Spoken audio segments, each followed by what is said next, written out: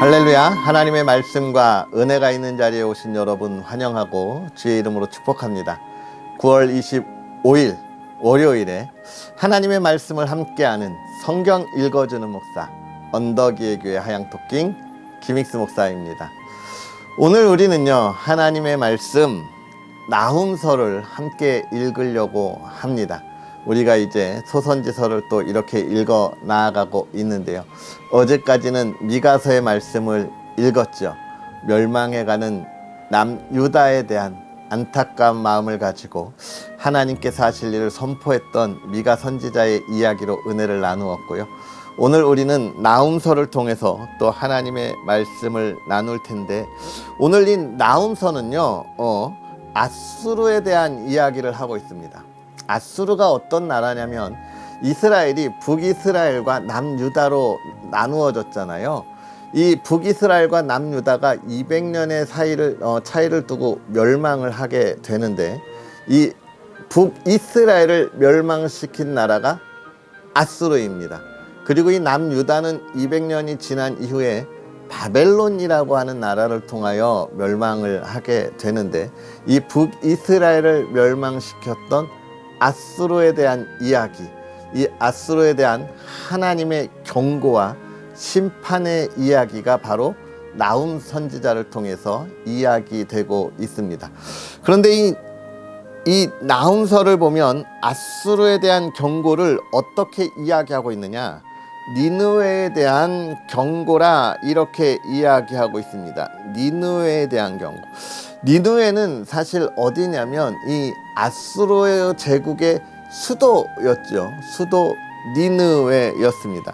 사실 아수르는 역사상 가장 거대한 제국이고, 이 거대한 제국으로는 처음 등장한 제국이 바로 아수르입니다. 근데 이 아수르는 참 잔인한 민족이었어요. 그래서 그 주변의 모든 민족들을 점령할 때마다 많은 학살이 있었습니다.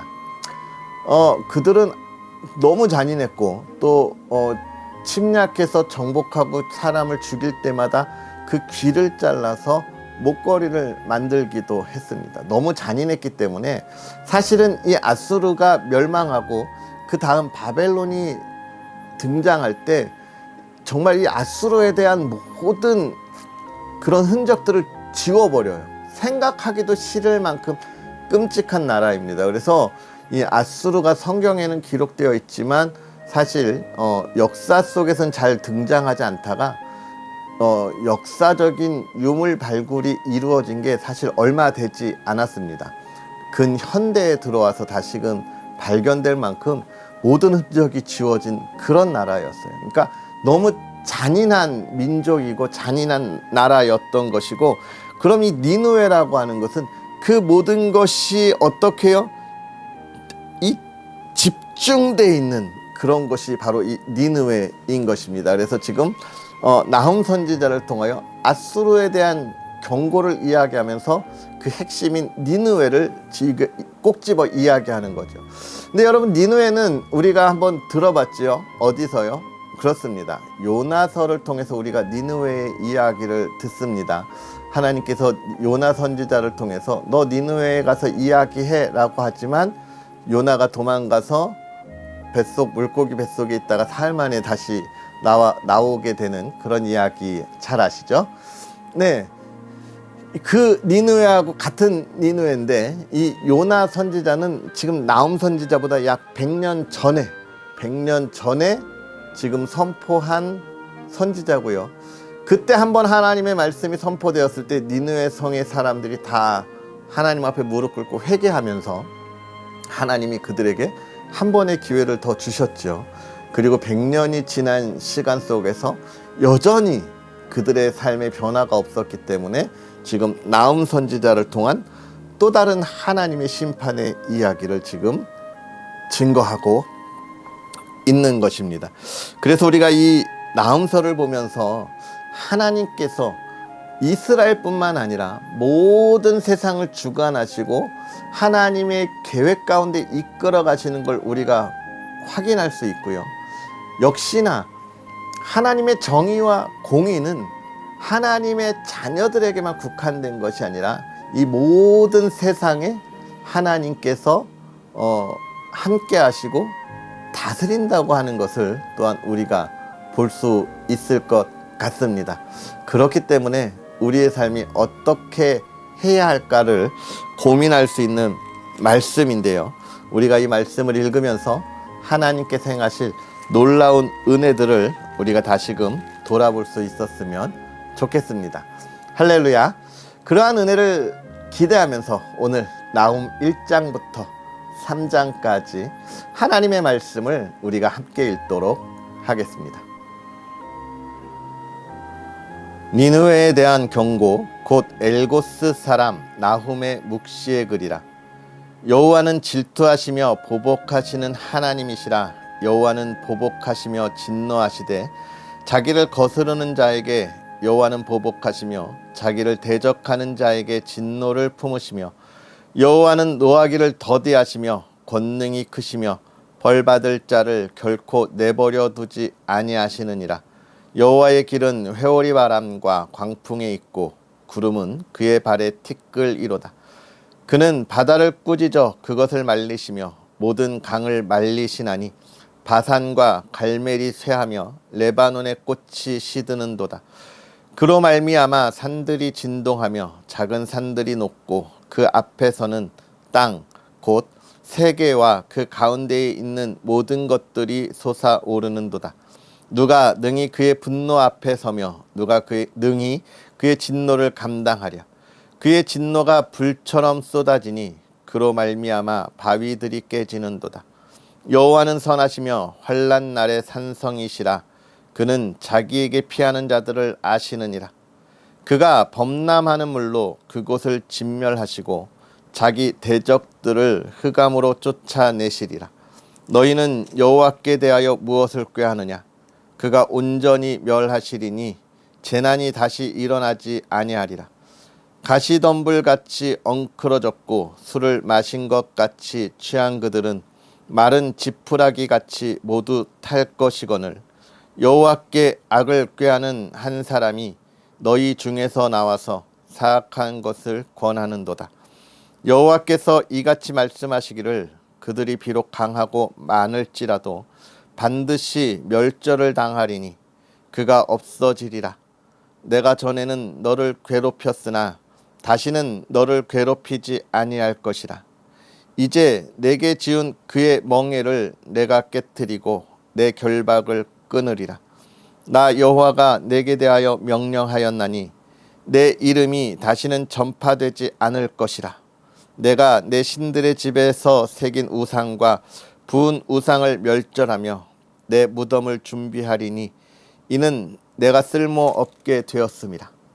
볼지어다 아름다운 소식을 알리고 화평을 전하는 자의 발이 산 위에 있도다.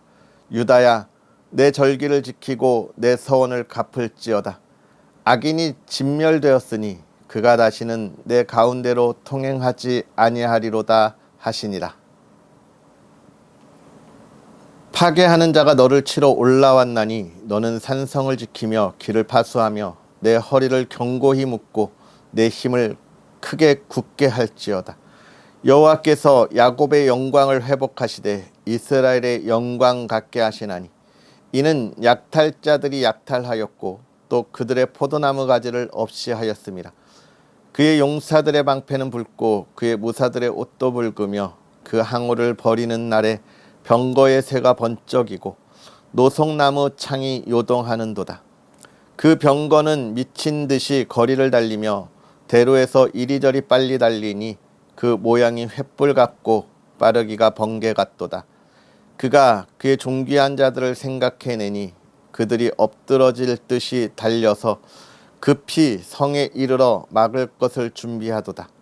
강들의 수문이 열리고 왕궁이 소멸되며 정한 대로 왕후가 벌거벗은 몸으로 끌려가니 그 모든 시녀들이 가슴을 치며 비둘기같이 슬피 우는도다.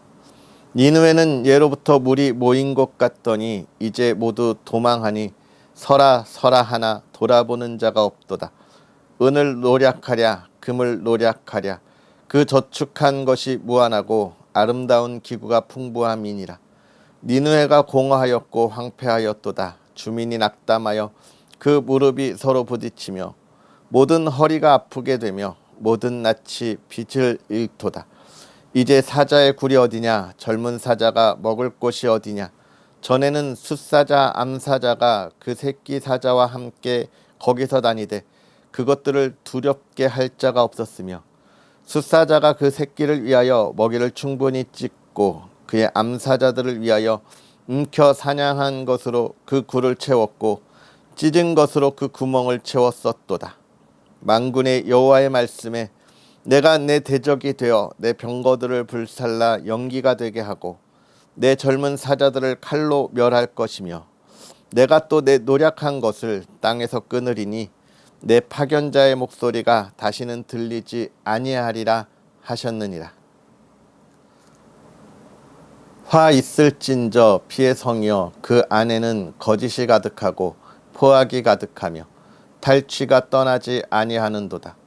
휙휙하는 채찍 소리, 윙윙하는 병거 바퀴 소리, 뛰는 말, 달리는 병거, 충돌하는 기병, 번쩍이는 칼, 번개 같은 창, 죽임당한 자의 때, 죽음의 큰 무더기, 무수한 시체여 사람이 그 시체에 걸려 넘어지니 이는 마술에 능숙한 미모의 음녀가 많은 음행을 행함이라.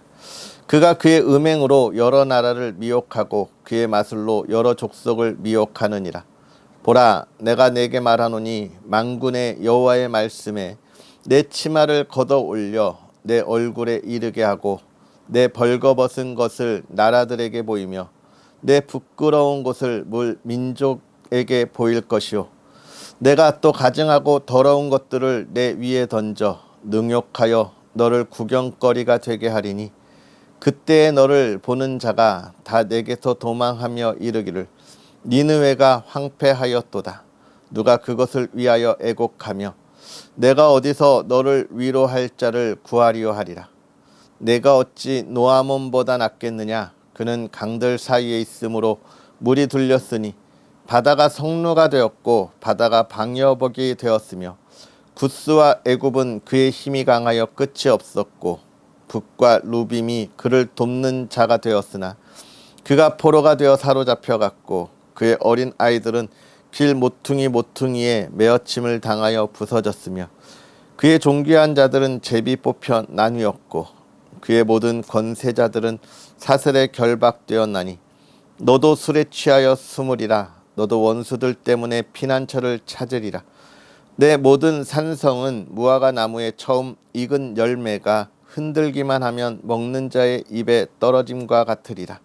내 가운데 장정들은 여인 같고 내 땅의 성문들은 내 원수 앞에 넓게 열리고 빗장들은 불에 타도다. 너는 물을 길어 에워싸일 것을 대비하며 너의 산성들을 견고하게 하며 진흙에 들어가서 흙을 밟아 벽돌 가마를 수리하라. 거기서 불이 너를 삼키며 칼이 너를 베기를 느치가 먹는 것 같이 하리라. 내가 느치같이 스스로 많게 할지어다. 내가 메뚜기같이 스스로 많게 할지어다. 내가 내 상인을 하늘의 별보다 많게 하였으나 느치가 날개를 펴서 날아감과 같고 내 방백은 메뚜기 같고 너의 장수들은 큰 메뚜기 떼가 추운 날에는 울타리에 깃들였다가 해가 뜨면 날아감과 같으니 그 있는 곳을 알 수 없도다. 아수르 왕이여 내 목자가 자고 내 귀족은 누워 쉬며 내 백성은 산들에 흩어지나 그들을 모을 사람이 없도다. 내 상처는 고칠 수 없고 내 부상은 중하도다. 내 소식을 듣는 자가 다 너를 보고 손뼉을 치나니 이는 그들이 항상 내게 행패를 당하였음이 아니더냐 하시니라. 아멘. 할렐루야. 하나님의 크신 은혜가 오늘도 저와 여러분에게 가득하기를 주의 이름으로 축복합니다. 특별히 이번 주는 민속 고유의 명절 추석이 있는 한 주입니다. 또 9월을 마무리하는 한 주이기도 한데요. 정말 늘 한가위만 같아라라고 하는 덕담이 있는 시기죠. 풍요로운 그 열매가 가득한 시기를 보내고 있는데요. 저와 여러분의 삶에 이 풍요로움이 늘 넘쳐날 수 있으면 좋겠고 또 여러분 그 가족들을 만날 때에 또 친척들을 만날 때에 그러한 덕담으로 축복해 줄 수 있는 저와 여러분의 삶이 되었으면 좋겠습니다. 할렐루야. 자, 그런 은혜를 기대하면서 오늘 우리가 읽은 말씀을 가지고 묵상의 그 포인트를 좀 나누며 은혜를 나누어 보면, 먼저 1장, 이 나훔은 1장과 2장과 3장이 좀 명백한데요. 1장은 하나님께서 이야기하시는 이 니느웨 멸망의 준비, 이 영적 전쟁의 준비, 이런 것들을 이야기해 주고 있습니다. 즉 하나님의 심판이 일어날 때를 보고 있는 것이고, 2장은 그러한 전쟁을 통해서 이 니느웨 아수르가 멸망해 가는 그 전쟁의 이야기를 마치 이 니느웨가 그 전쟁을 따라가면서 보듯이 이야기해 주고 있고요. 3장은 하나님이 이 니느웨를 그렇게 심판하신 명확한 이유들을 통해서 하나님께서 행하시는 일들을 우리에게 설명해 주고 있습니다. 그러면서 이 나훔 전쟁의 준비, 즉 니느웨 너희가 하나님의 뜻에 따라 멸망할 거다 이야기하는 것이죠. 그러면서 1장 2절은 보복하시는 하나님에 관한 이야기를 하지만, 이 나훔 선지자는 이 니느웨에 임할 하나님의 진노는 단순한 보복, 하나님의 분노가 아니다. 그래서 1장은 뭘 이야기하냐, 니느웨에 향한 하나님의 이 분노는 모든 것에 대한 하나님의 뜻이 있다. 단순하게 그들을 심판하는 것이 목적이 아니라 이 니느웨를 통하여 만연해지고 있는 뭐요? 죄악, 그 죄악을 제거하고자 하는 것이지, 죄악을 제거하는 것이지 니느웨를 심판하는 것이 목적이 아니다라는 거예요. 우리가 이따 3장 가면 조금 더 자세하게 나누게 될 텐데요. 이 죄악을 제거하는 것이지 단순한 니느웨의 심판이 아니다라고 하는 것은 무엇을 이야기하냐면, 사실은 니느웨를 통한 하나님의 계획이 있었잖아요. 하나님이 니느웨를 쓰신 이유가 있습니다. 그건 뭐예요? 북이스라엘이 하나님을 떠난 그 죄악, 우상을 섬기는 죄악을 징계하시는데 하나님이 도구로 들어 쓰시는 거예요. 그러나 니느웨가 그것을 뛰어넘었다라고 하는 것을 보여주면서 지금 이 니느웨를 징벌하기 위한 전쟁의 준비, 이것은 영적 전쟁이고 죄악을 제거하기 위한 전쟁이다라고 하면서 그것들을 우리가 어떻게 해요? 잘 하나님의 계획이 이루어가는, 하나님의 뜻이 이루어가는 것을 잘 볼 수 있어야 하는 것이고, 그 다음에 여기 1장 14절에 보면 어떻게 해요? 너의 이름이 다시는 전파되지 않을 것이다. 아까 제가 서두에 이야기한 것처럼 아수르가 정말 완전히 멸망하고 없어지는 것을 이야기해 주고 있습니다. 그러면서 2장은 니느웨의 멸망, 하나님의 심판이 임할 때 어떻게 멸망하는지에 대한 것을 자세히 기록해 주고 있습니다. 세상이 심판할 때 하나님의 뜻 가운데 이 세상을 심판하실 때 세상이 어떻게 되느냐에 관한 이야기, 굉장히 수치스러운 치욕이 이 세상에 있을 거다라고 하는 것이고, 또 한 가지는 그 흔적조차 없어질 거다라고 하는 것을 이야기하면서 우리가 세상을 너무 두려워할 필요 없다. 또 우리가 이 시대를 살아가고 있고 이 세상에 함께 공존하지만, 그러나 우리가 그 안에 보다 더 당당하게 하나님의 말씀대로 서 있어야 하는 이유를 또한 이야기해 주고 있습니다. 우리의 신앙을 지킨다고 하는 것, 세상에, 여러분 이 세상이 지금 너무나 강하고 또 아름답고 정말 우리의 모든 것들을, 우리의 영을 홀릴 만한 것들로 가득하지만, 근데 기억해야 해요. 그것은 영광이 아니라는 것이죠. 수치스러운 결말을 가지고 있는 그런 것입니다. 그래서 우리는 우리의 마음을 잘 지켜야 하는 것이죠. 세상이 수치스럽다라고 이야기하는 것은 아까 에덴의 동산에 옷을 입지 않아도 되었던 것처럼, 뭐예요? 숨길 것이 없는 것이 우리 그리스도인의 삶인데, 세상이 수치롭다고 하는 것은 뭐예요? 죄악으로 가득하다는 겁니다. 가득하다는 거예요. 서로의 자기 마음을 오픈하지 않고 자기의 욕심과 욕망을 채우려고만 하는 세상이라는 것이죠. 그것이 수치 창피함을 당한다는 거예요. 사실은 결국 다 수치스러움을 가지고 안 그런 척 모여 있는 곳이기 때문에 그 모든 이들이 당연히 수치를 당할 수밖에 없는데, 우리가 그곳에 어떻게 있어야 할까 고민하고 우리의 신앙을 담대히 해야 합니다. 우리가 그 부끄러움 가운데 있을 거냐? 아니다. 하나님의 말씀 가운데, 정말 하나님의 보호하신 가운데 있어야 한다라고 하는 것을 이야기합니다. 3장은 그런 니느웨를 심판하는 하나님의 정당성을 이야기하는데, 아까 1장에서도 이야기했죠. 하나님이 니느웨를 아수르를 도구로 쓰셨어요. 북이스라엘 징계의 도구로 쓰셨습니다.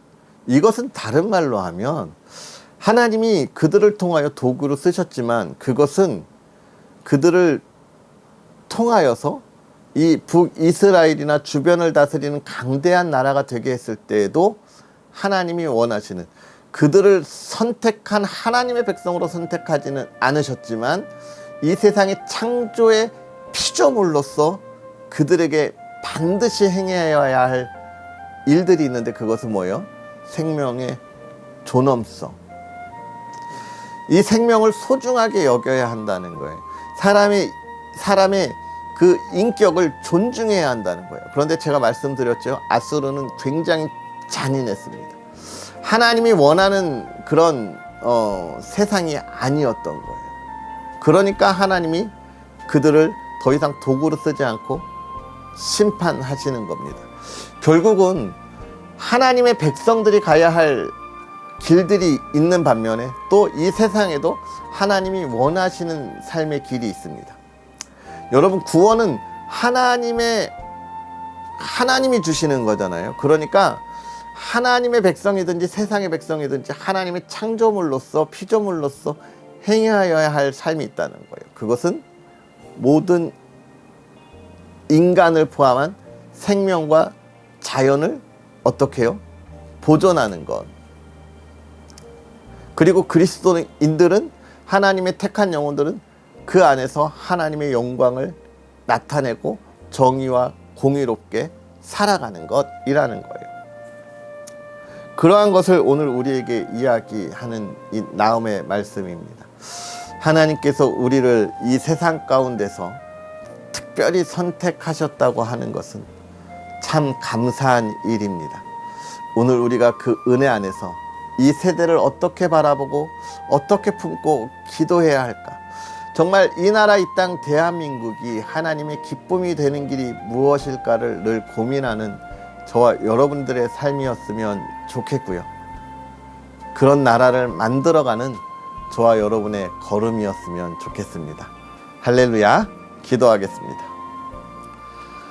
할렐루야. 살아계셔서 역사하신 하나님 아버지, 오늘도 우리에게 귀한 은혜로 주의 사랑하는 이들과 하나님께서 행할 일을 꿈꾸고 바라보며 나아가게 하시니 감사합니다. 하나님, 오늘 우리가 하나님의 말씀을 읽으면서 하나님께서 행하시는 계획이 언제나 흔들림 없이 이루어지고, 또 하나님께서 행하시는 그 일 속에 정말 우리의 삶이 무엇이어야 할지를 또 고민하고 기도하며 나아갑니다.